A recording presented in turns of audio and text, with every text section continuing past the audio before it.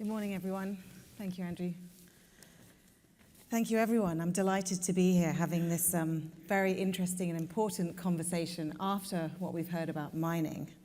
Let's talk about the other parts of the supply chain. We're here to discuss the role of recycling in the global battery minerals supply chain. And I'm delighted to be here with Mark, who needs no introduction, but let me try. Mark has 40 years experience, almost exactly, in the metals and raw materials business, starting in 1984 as a traffic logistics manager with Continental Metals. In 2003, he became the president and chief operating officer of Traxys. And in 2005, he was appointed president and chief executive officer of Traxys offices globally. Traxys has grown from a 1 billion annual sales company to 10 billion sales in 2022, supplying 65 different raw materials to customers around the globe, with a specific focus on critical energy transition raw materials like copper, nickel, cobalt, lithium, and graphite. Traxys is at the center of the global metals and minerals industry and provides sourcing, logistics, financing, and marketing services to move metals and minerals to the global market faster, more efficiently, and with lower working capital and risk. So firstly, a bit of context. As we're all aware, the energy transition will require a huge amount of metal and minerals, including battery metals. The base case assumptions from the IEA estimate demand growth by up to 30 times between 2020 and 2040. But here we are in the context of this conference this week, post the US elections, which I'll try not to spend too much time on, post COP29, slower adoption than we expected of EVs, weaker demand perhaps than we expected from China, and the potential for escalating trade wars. So it's a very interesting time to have this conversation. What does all this mean for the role of recycling in the battery supply chain? And perhaps I'll start with the increased volatility that we've seen as a result of all this geopolitical uncertainty. Mark, where do you see the volatility impacting your business? Well, you've had first of all, good morning, everybody. You've had a huge adjustment in pricing over the last 18 months in many of the products that are essential for the energy transition thematic. You've seen a cobalt price deteriorate from $45 to $8 or $9 a pound today due to significant increases in production in the DRC. You've seen the lithium price fall from $80,000 a ton to $8,000 a ton. So you've had a dramatic decrease in lithium pricing. Nickel, we all remember the volatility of the LME crisis with nickel at $100,000 a ton for a couple days before they closed the market. Nickel market today is circa $15,000 to $16,000 a ton. So you've had a tremendous decrease in pricing across the platform. That's good news for consumers because battery pricing is coming down. It's challenging for the mining community and the recycling community because your net returns are obviously much, much lower. But we've gone through a period of significant volatility, and we anticipate that will continue. The big question on everybody's mind is this at the bottom of the market? Where will prices go in the future? I think the instability around the globe is creating more uncertainty. I think the pre-election environment in the U.S. was challenging for many people. Hopefully with some reality setting in, we'll see a more stable future and can see some predictability in pricing coming. And what about the impact of, you talked a little bit about the challenges facing the recycling sector in particular. I mean, energy intensity is one, and often one that people use as a criticism of recycling, that it's not as energy efficient as it could be, it's not as clean as it could be. How do you see that evolving in the future? Well, I think it's important to look at the real success stories in recycling as we think about this and as it relates to the energy transition or battery raw materials. If you look at the stainless steel industry as an example, recycling levels are extremely high, very efficient, very effective. In the West, you're seeing scrap ratios that range from 50 to 85% of raw material inputs into new production of stainless steel. And I think that's an excellent example. You have a very robust recycling capability in aluminum, which I think is working very efficiently.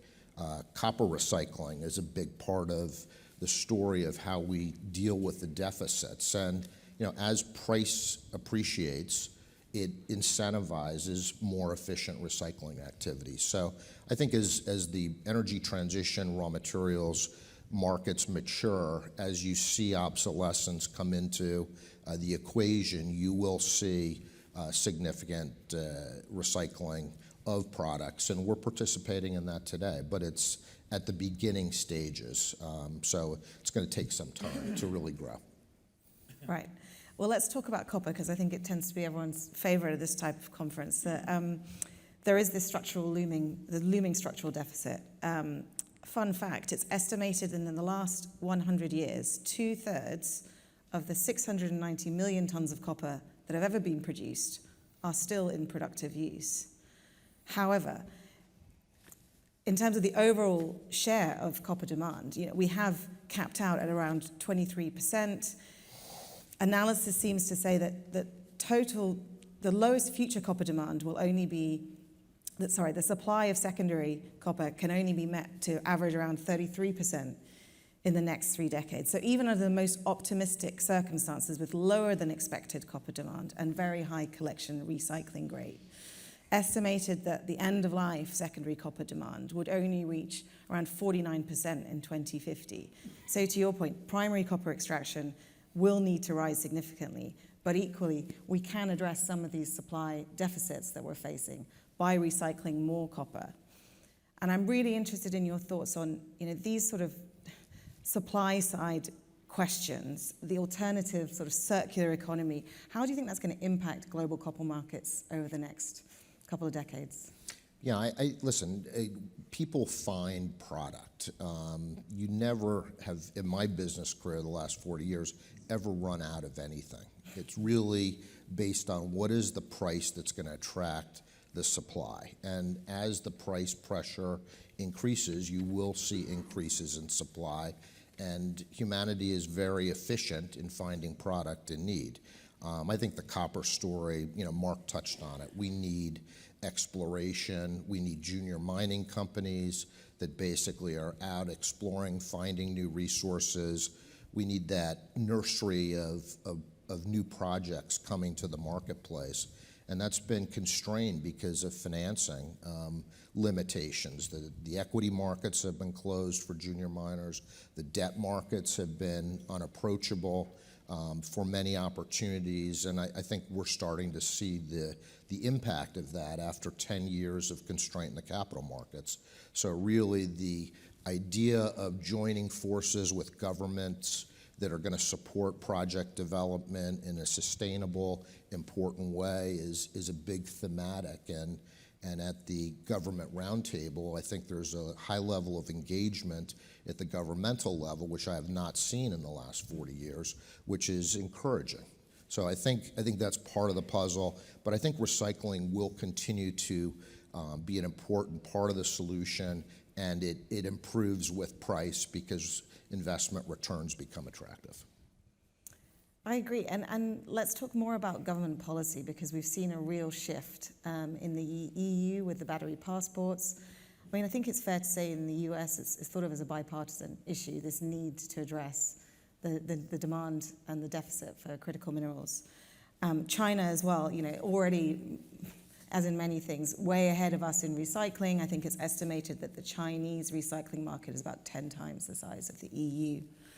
Where do you see the role of policymakers in helping bridge this gap, either on the funding side or on the mandating recycling side? Yeah, I think that's obviously a complex question, and there's a different answer by jurisdiction. I think what we can say is that there is a uniform focus by governmental bodies in the EU, in the US, in Canada, in Australia, trying to find solutions for supporting the development of new availabilities of material. Clearly, the circular economy is essential, and that's in part recycling and reusing these resources that we're generating. And I think, I think this is a very important way for us to address that. It will be improving the recycling. The government support, I think, is essential. There's some great examples. We partnered with Investment Quebec in purchasing Nemaska, a bankrupt lithium production asset. And that governmental support made the project possible. They're supplying and committing to supply renewable energy to the asset. Their willingness to participate in the equity and the debt stack to bring this project back online is a perfect example of how it can work effectively in the public-private partnerships. And I think we need to see more of that. I think the challenge for governments is you've got all these agencies that are thinking about it, but how are they going to put in effect specific actions to support industrial development?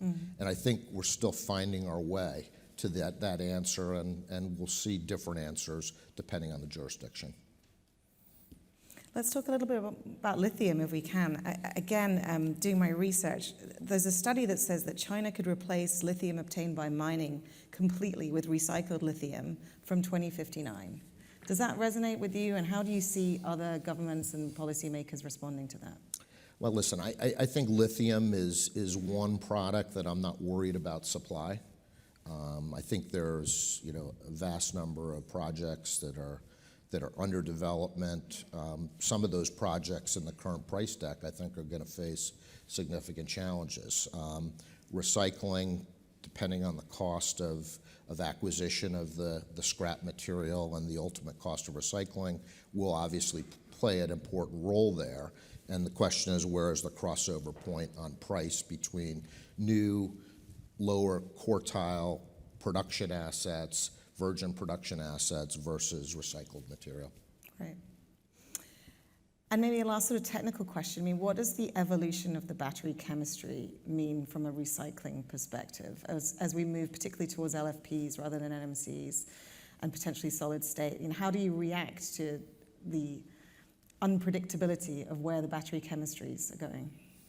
Yeah, I think the answer there is a different battery that's right for every application, and you don't need the highest energy density for an e-bike. So an LFP battery is a perfect example. You're not going to operate a Tesla supercar without an NMC battery. So really, it goes to the specificity of the application, and there's going to be a multitude of different answers.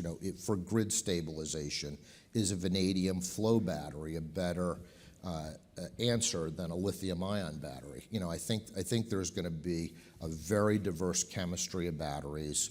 I think you'll see different solutions depending on the application requirements, the mission that they're trying to solve for, and I think that's great news because it creates more opportunity across different product chemistries.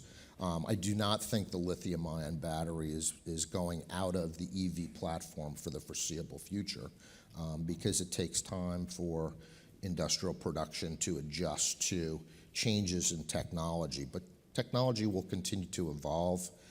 It's a great opportunity, and when you think about the power requirements for the AI revolution, that's another example of where battery technology is helpful in creating stability for the power supply to the servers that are basically powering the AI solution. So it's going to continue to evolve, but I think that's a great opportunity for everybody in this room because many of the products that are produced will be essential for those answers. Absolutely, and it's sort of the link, isn't it, to how we improve our industry, improve the efficiency, the perception of our industry, how we help be the heroes that Roy talked about in his speech. This piece of the puzzle, the recycling, the downstream, the circular economy piece, is an incredibly important part of the conversation. I'm conscious of time. I feel like we could talk about this for a long time. Any final observations or thoughts about the future of recycling for Traxys? Yeah, listen, I think it's something we've been focused on the energy transition raw materials from the outset. It's a business we've been in for 10 years, not the last 2 or 3 years. I think the recycling component is going to be essential. I think, as Mark had mentioned during his presentation, how we present our activities to the external constituents in the world is extremely important. We have an obligation to really sing out the praises of the great projects that are really impacting society in a very important way. And I think as an industry, we've done a poor job of public relations and sharing those great stories of community engagement, education, development, improving living standards across the globe. And that's something we're going to have to continue to work on. Well, thank you so much for your time. We're just out of time. Thank you, Andrew, for the opportunity to have this conversation.